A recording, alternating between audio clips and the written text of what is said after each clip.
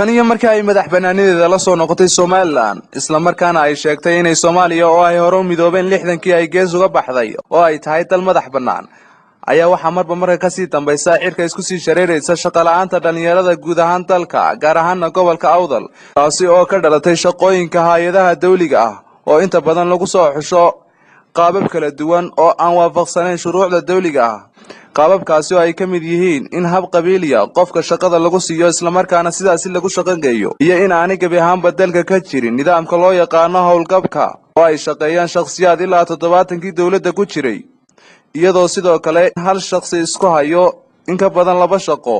halka ay dhalinyaro kumanaan gaadhayso oo dalka wax ku baratayna ay camal la'aan yihiin sidoo kale jaamacadaha ku soo badanaya dalka ayaa iyaguna qayb mugle kaga jira dhibaatooyinka shaqo la'aanta ee ku gadaaman dhalinyarada dalka iyadoo ay ka maran tahay qorshaha waxbarashada tacliinta sare siyaasad qaran oo lagu maareeyo arrimahaasi isbiirsaday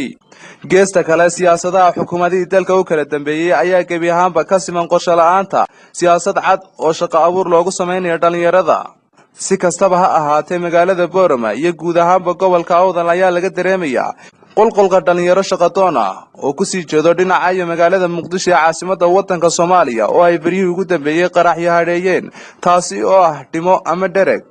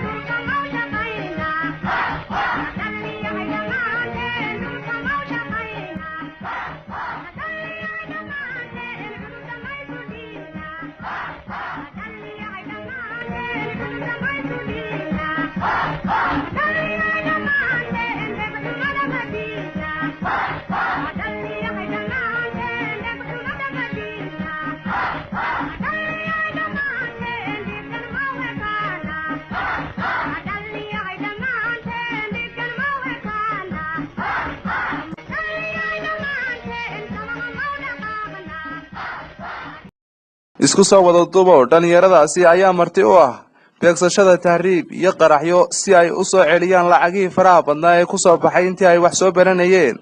lacagahaasi oo ay waalidiintii dhashay qaarkood ay siday ku helaan ay adkayd Abubakar Faxaan Cabdiraxmaan Rooble Abubakar Abka wararka Raya TV